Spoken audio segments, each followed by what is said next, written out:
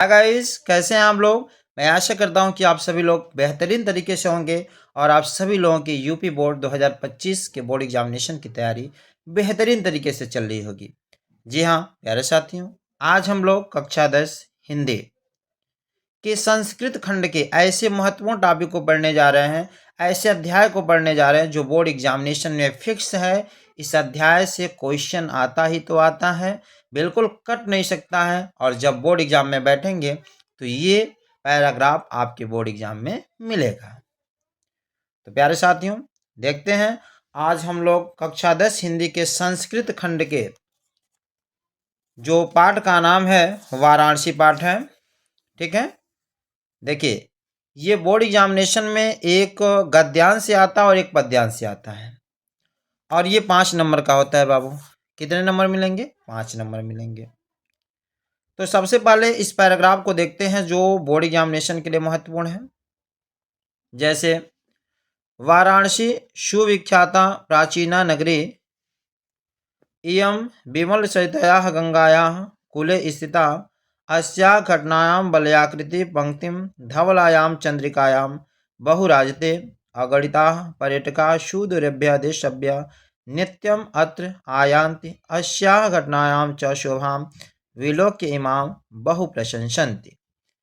देखिए ये परीक्षा के दृष्टिकोण से महत्वपूर्ण पैराग्राफ से फिलहाल अगर आप अध्याय 1 वाराणसी पाठ का पूरा पैराग्राफ देख लेते हो, क्योंकि आपके पास समय अभी है, तो अच्छे से देख लोगे तो बोर्ड एग्जामिनेशन में से इसी 3 पैराग्राफ में से आपके बोर्ड में मिलेंगे।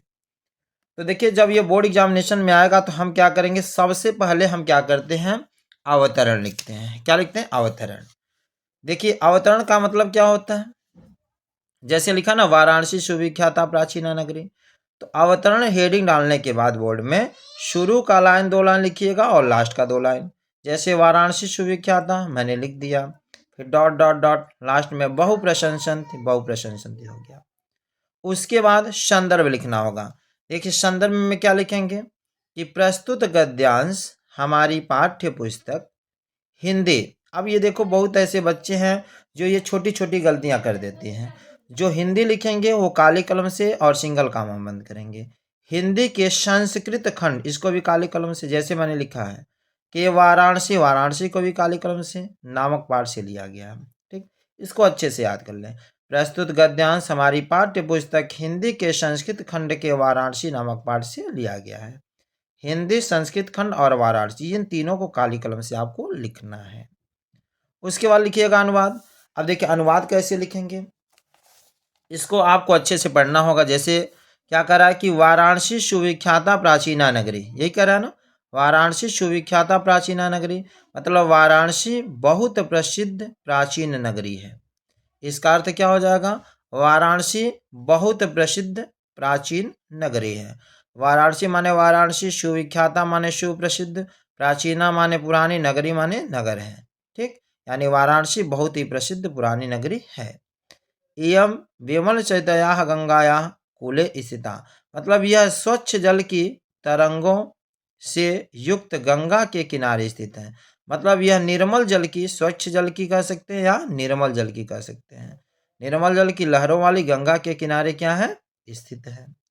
अस्याह माने इसके, घटनायां माने घाटों की, बलयाकृति पंक्तिम धवलायाम चंद्रिकायाम बहुराजते, मतलब कह रहा है इसके घाटों की घुमावदार पंक्ति चंद्रिका माने चांदनी रात में, बहुराजते माने बहुत सुशोभित होती है। तो यहाँ देखिए लिखा गया इसके घाटों की घुमावदार पंक्ति श्वेत चांदनी में बहुत सुंदर लगती है। ठीक है बाबू, फिर कह रहा है क्या, अगणिता माने असंख्य, पर्यटक माने पर्यटक, सुदूरभ्य माने दूर दूर देशों से, देशभ्य माने देशों से, नित्य माने प्रतिदिन, अत्र माने यहाँ, आयंति माने आते हैं।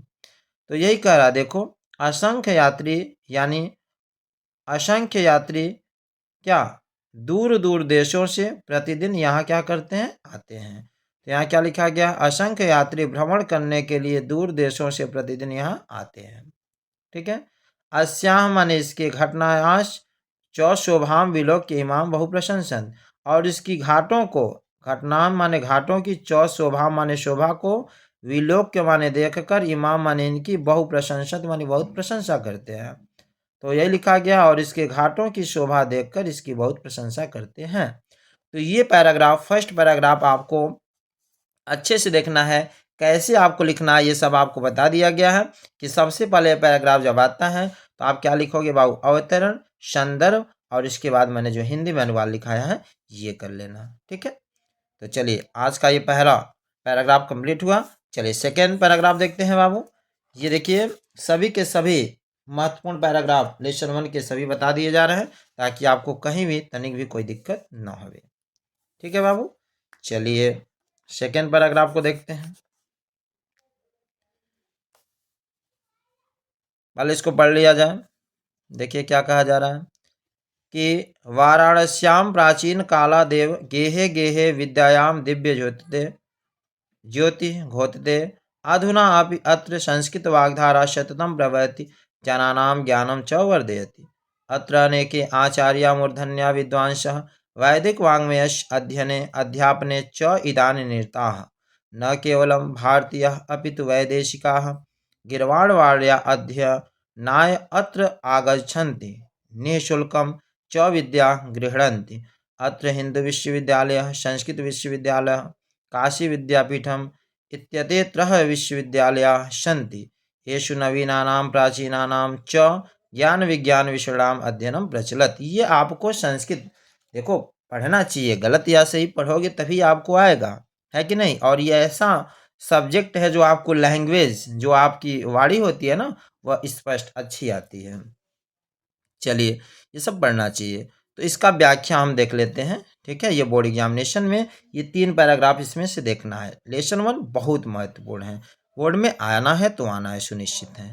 देखो बाबू, कर वाराणस्याम माने वाराणसी में, प्राचीन कालादेव माने प्राचीन काल से ही, गेहे गेहे माने घर भर में, घर घर में, विद्याया माने विद्या की, दिव्यम ज्योति घोतते माने अलौकिक ज्योति क्या होती है, प्रकाशित होती है। तो यहाँ देखिए क्या लिखा गया है कि वाराणसी में प्राचीन काल से ही घर घर में विद्या की अलौकिक ज्योति प्रकाशित होती रही है। ठीक है, तो पहले का ये हो गया। आप इसका ये पैराग्राफ दिया रहेगा और इसका अर्थ ऐसे लिखना होगा। फिर क्या करा, अधुना अपि माने आज भी, अत्र माने यहाँ, संस्कृत वाग्धारा माने संस्कृत की वाणी, सततम माने निरंतर, प्रवहति माने क्या होती है, प्रवाहित होती है। तो यही कहा जा रहा है, आज भी यहाँ संस्कृत वाणी की धारा निरंतर प्रवाहित रहती है। ठीक है, तो आप लोग इसको देखते भी जाए अच्छे से। जनानाम और लोगों के, ज्ञानम माने ज्ञान को, चौवर्धयत माने क्या करती है, बढ़ाती है। तो यही कहा जा रहा है, और लोगों को, ज्ञान को क्या करती है, बढ़ाती है।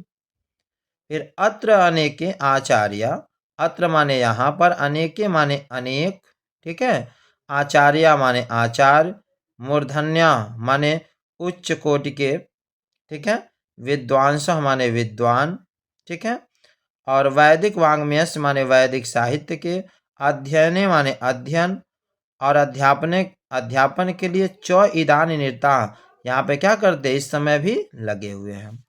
तो यहाँ देखिए इसका भी अर्थ है कि यहाँ पर अनेक आचार्य, उच्च कोटि के विद्वान, वैदिक साहित्य के अध्ययन और अध्यापन में इस समय भी लगे हुए हैं। ठीक है, फिर क्या कहा जा रहा है, न केवलम भारतीय, केवल भारतीय ही नहीं, अपितु माने परंतु, वैदेशिका माने विदेशी लोग भी, गिरवाड़वाड्या, ठीक है, संस्कृत गिरवाड़वाड्या अध्ययनाय अत्र आगच्छन्ति, ठीक है, यानी संस्कृत भाषा के अध्ययन के लिए आते हैं। यहाँ देखिए लिखा है कि अपितु माने परंतु, विदेशी भी संस्कृत भाषा के अध्ययन के लिए यहाँ आते हैं। ठीक है, चलिए, निःशुल्कम माने बिना फीस के, निःशुल्क, च विद्या गृह्णन्ति, बिना फीस के, बिना शुल्क के विद्या को क्या करते हैं, ग्रहण करते हैं। यहाँ देखिए लिखा गया है, निःशुल्क विद्या ग्रहण करते हैं। अत्र हिंदू विश्वविद्यालय, यहाँ पर हिंदू विश्वविद्यालय, संस्कृत विश्वविद्यालय, काशी विद्यापीठ इत्येत त्रयः विश्वविद्यालय सन्ति। कह रहा है यहाँ पर, यानी बनारस में 3 विश्वविद्यालय, कौन कौन से हैं, हिंदू विश्वविद्यालय, संस्कृत विश्वविद्यालय, काशी विद्यापीठ। ठीक है, फिर कह रहा है क्या, येषु नवीनानाम प्राचीनानाम च ज्ञान विज्ञान विषयम अध्ययनम प्रचलति। कह रहा है कि येषु नवीनानाम, जिनमें, नवीन, प्राचीनानाम माने प्राचीन पुराना, च ज्ञान विज्ञान विषयम यानी ज्ञान विज्ञान के विषयों का, अध्ययनम प्रचलन माने अध्ययन चलता रहता है। तो यहाँ देखिए लिखा गया है कि जिनमें नवीन और प्राचीन ज्ञान विज्ञान के विषयों का अध्ययन चलता रहता है। ठीक है, तो 2 पैराग्राफ्स हो गए। एंड थर्ड, तीसरा देखते हैं बाबू। इन्हीं में से आपके बोर्ड एग्जामिनेशन में आएंगे। चलिए देखो बाबू, थर्ड पैराग्राफ क्या है, ध्यान समझना। एषा नगरी भारतीय संस्कृते संस्कृत भाषायाः केन्द्रस्थलम् अस्ति। इत एव संस्कृतवाङ्मयस्य संस्कृतेः आलोकः सर्वत्र प्रसृतः। मुगलयुवराजः दाराशिकोः अत्र आगत्य भारतीयदर्शनशास्त्राणाम् अध्ययनम् अकरोत्। स तेषां ज्ञानेन तथा प्रभावितः अभवत् यत् तेन उपनिषदाम् अनुवादः पारसी भाषायां कारितः। ठीक है बाबू, अब इसका अर्थ देखें। कह रहा ऐसा नगरी माने यह नगरी, भारतीय संस्कृति माने भारतीय संस्कृत का, संस्कृत भाषायाश माने संस्कृत भाषा का, केंद्र स्थली माने केंद्र स्थल है। यानी कह रहा है यह नगरी भारतीय संस्कृत संस्कृत भाषा का केंद्र स्थली है। इत एव संस्कृत वाङ्मयस्य, कह रहा इत एव माने यहीं से, संस्कृत वाङ्मयस्य माने संस्कृत का साहित्य, संस्कृतस्य आलोकः संस्कृत का आलोक माने प्रकाश, सर्वत्र माने सभी जगह, प्रसृता माने फैला है। मतलब यहीं से संस्कृत साहित्य और संस्कृत का प्रकाश सभी जगह फैला है। मुगल युवराज नाम है, दाराशिको नाम है, अत्रागत्य माने यहाँ पर आकर, भारतीय दर्शन शास्त्र माने भारतीय दर्शन शास्त्रों का, अध्ययनम अकरोत माने अध्ययन किए। कौन कौन आए जी, मुगल युवराज, दाराशिको यहाँ पर आकर के भारतीय दर्शन शास्त्र का अध्ययन किए।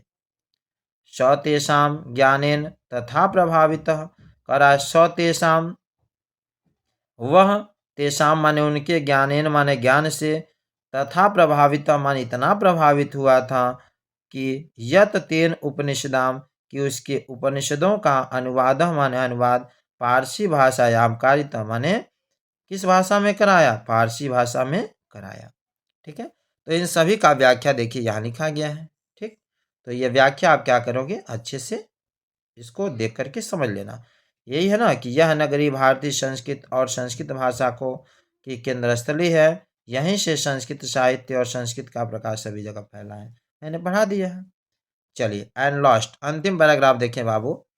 सभी के सभी पैराग्राफ्स जो 2025 के बोर्ड एग्जामिनेशन के लिए महत्वपूर्ण है, सब आपको बताए जाएंगे। आपको ज़्यादा कुछ नहीं पढ़ना है, कई अध्याय हैं, लेकिन मैं आपसे क्या कह रहा हूँ, 1 से 2 अध्याय पढ़ना है बोर्ड एग्जामिनेशन के लिए, जिसमें से एक अध्याय मैंने ये फाइनल कर दिया, एक अध्याय और पढ़ना है।